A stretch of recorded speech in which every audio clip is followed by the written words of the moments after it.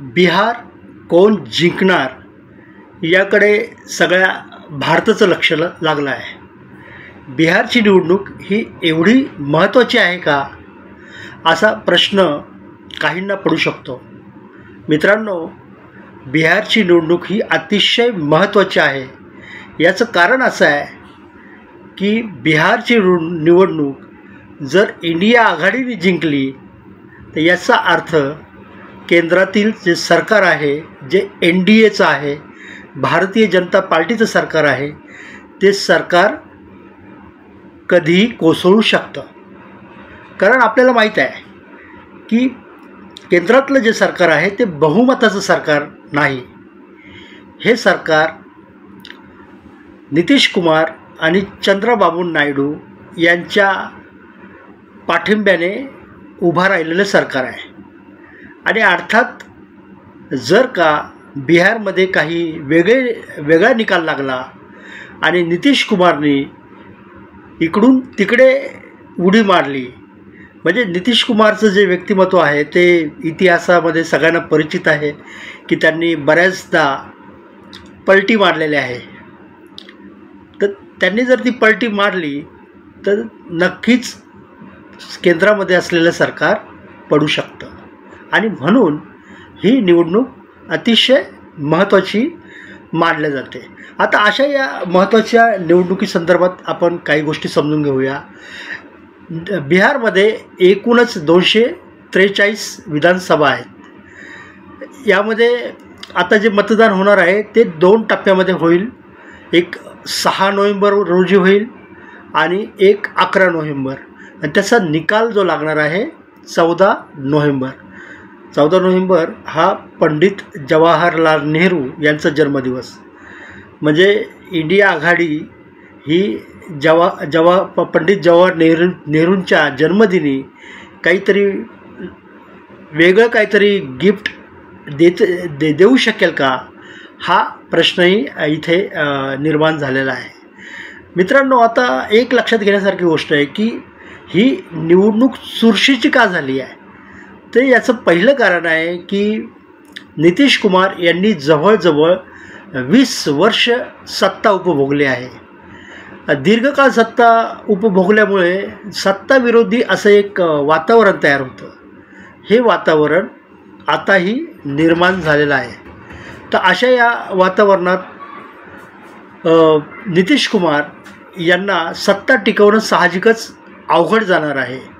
आणि ज्या पद्धतीने आंतरराष्ट्रीय पटलावरती जे भाजपाच्या धोरणामुळं जे काही अडचणी निर्माण झालेल्या आहेत, त्यामुळे साहजिकच तरुण वर्ग जो आहे तो NDAवरती बऱ्यापैकी नाराज आहे.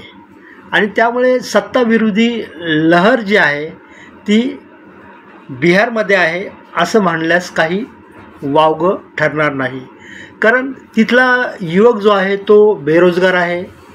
बरेच आपण म्हणतो की संपूर्ण भारतामध्ये बिहारची लोकं ही स्थलांतर करून आपल्या पोटापाण्यासाठी भारतभर जगामध्ये फिरत असतात.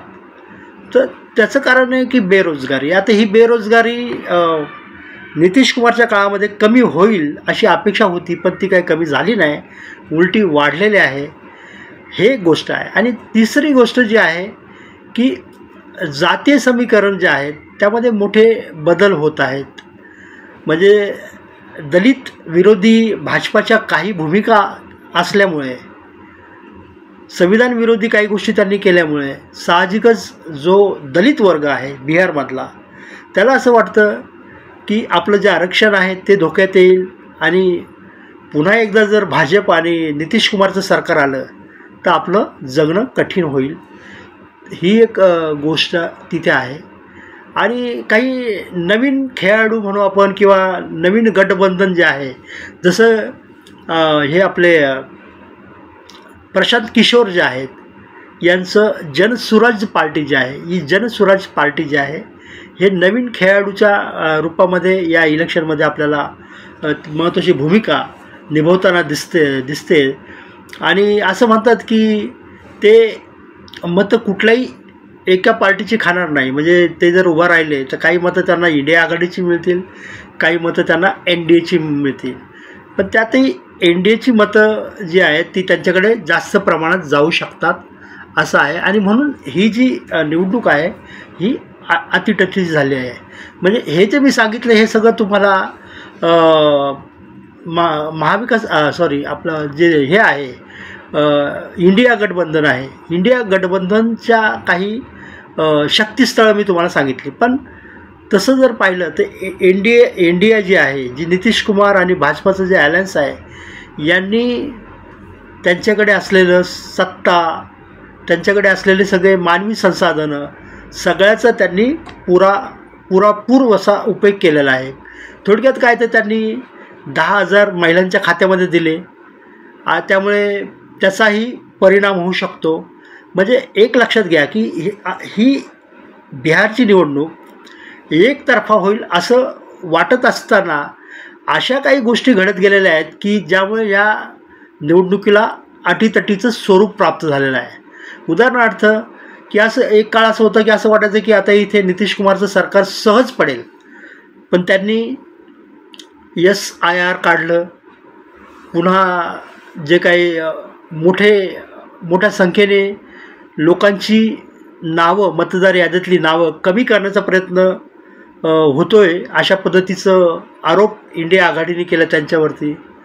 त्यामुळे SRA करण्याच्या पाठी हेतू काय होता? म्हणजे अगदी निवडणुकीच्या तोंडावरती ते करणं हे कुठल्याही नियमामध्ये म्हणण्यापेक्षा नीतिमत्तेला धरून नव्हतं, तरीही त्यांनी केलं. याचा अर्थ काहीही करून भारतीय जनता पार्टी आणि नितीश कुमार यांना ही निवडणूक जिंकायची होती. तर हा एक भाग झाला.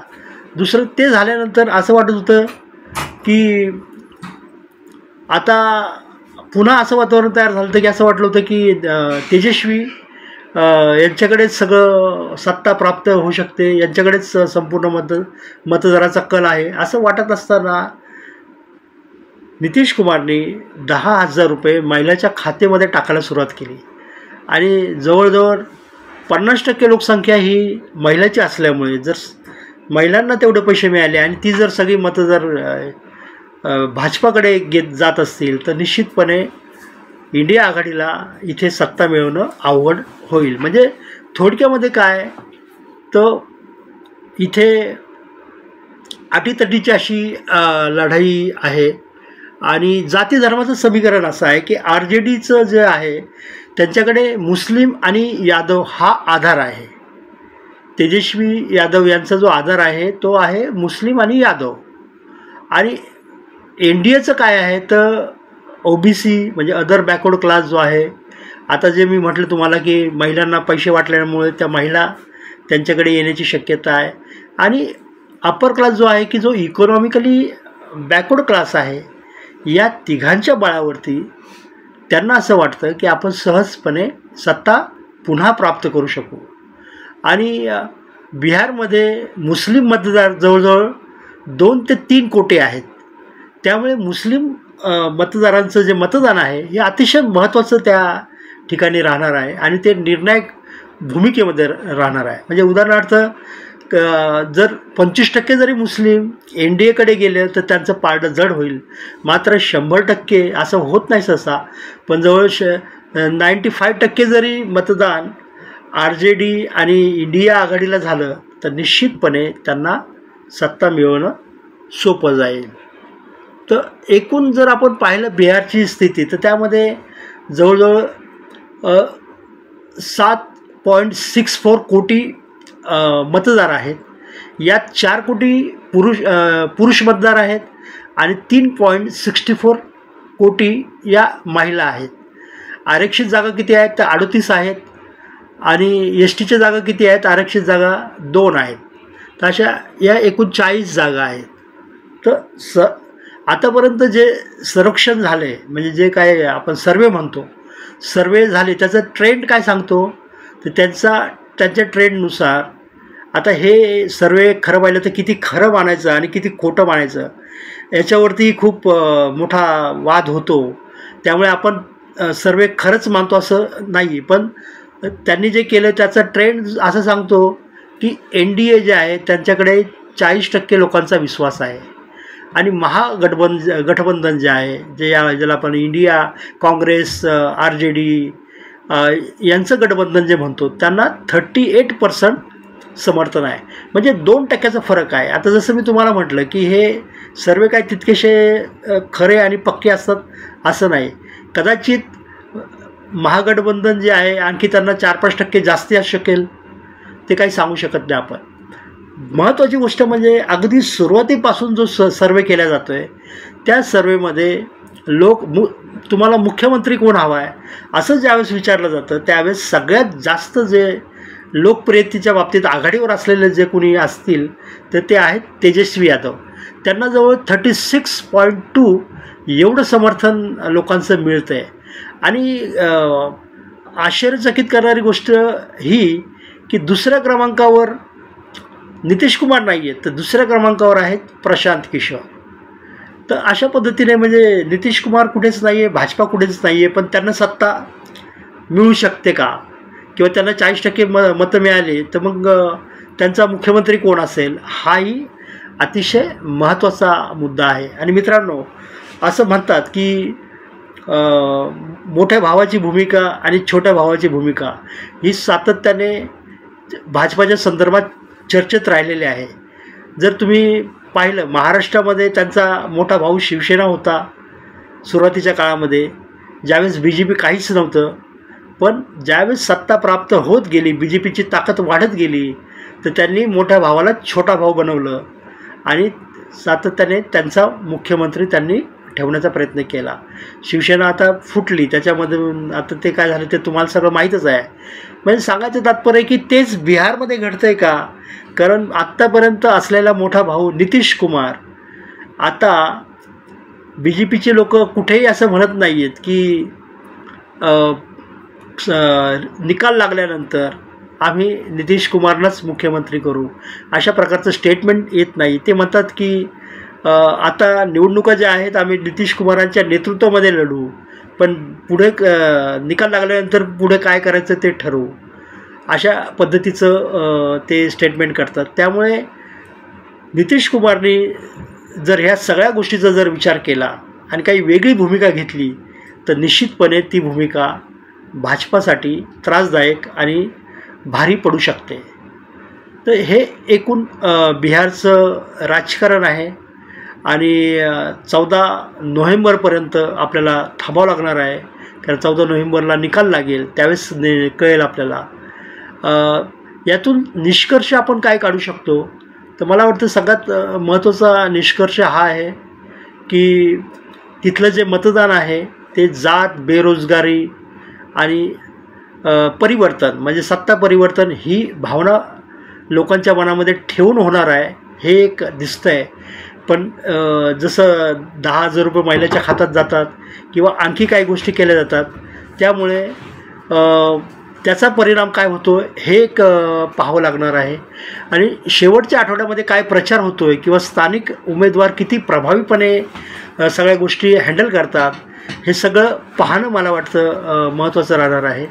आणि बिहार 2025ची निवडणूक आहे ती बदलाची आणि काहीतरी नवीन घडून आणेल अशा प्रकारची एक अपेक्षा असल्याची दिसते. मित्रांनो, बिहारची निवडणूक महत्त्वाची याचसाठी आहे, याबद्दल आपण चर्चा केली.